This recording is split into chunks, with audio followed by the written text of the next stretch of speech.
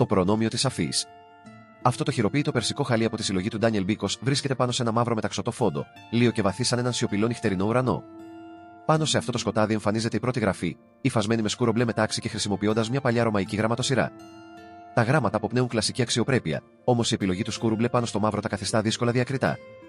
Η χαμηλή αντίθεση αναγκάζει το θεατή να πλησιάσει, να αναζητήσει και να προσπαθήσει να κατανοήσει. Το μήνυμα αναφέρει: μέσα στο σκοτάδι, το εσωτερικό σας φως λάμπει ακόμη πιο έντονα, καθοδηγώντας σας να επιτύχετε αξιοθαύμαστα πράγματα. Ακριβώς πάνω από αυτό το αχνό ρωμαϊκό κείμενο, εμφανίζεται η δεύτερη γραφή, η μετάφραση σε μπρέιλ, υφασμένη με μαλλί σε μαύρο και μπλε χρώμα. Κάθε απτική τελεία προεξέχει ως μια μικρή, προσεκτικά σχεδιασμένη ανάγλυφη προεξοχή, δημιουργώντας μια ανάγλυφη επιφάνεια που τα δάχτυλα μπορούν να διαβάσουν με βεβαιότητα. Ενώ οι βλέποντες δυσκολεύονται να αποκρυπτογραφήσουν τα ξεθοριασμένα ρωμαϊκά γράμματα, ένας τυφλός αναγνώστης μπορεί να αντιληφθεί αμέσως το νόημα μέσω της αφής.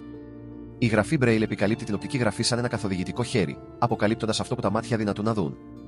Η αλληλεπίδραση μεταξύ των δύο γραφών, η μία σχεδόν αόρατη και η άλλη απτή και ανάγλυφη, δημιουργεί ένα ισχυρό σχόλιο σχετικά με την αντίληψη, το προνόμιο και την προσβασιμότητα. Το χαλί μετατρέπεται σε ένα πολυεπίπεδο χειρόγραφο ανθρώπινης επικοινωνίας. Η ιστορική ομορφιά της ρωμαϊκής γραφής, που αμβλύνεται από το σκοτάδι, και η σαφήνεια του Braille που αναδεικνύεται πάνω από αυτήν, τόσο κυριολεκτικά όσο και συμβολικά. Ένα υφαντουργικό έργο που εκφράζεται μέσα από την αντίθεση, την υφή και την ιεράρχηση, προσκαλεί το θεατή να αναρωτηθεί ποια αίσθηση αποκαλύπτει πραγματικά την αλήθεια, η όραση ή η αφή,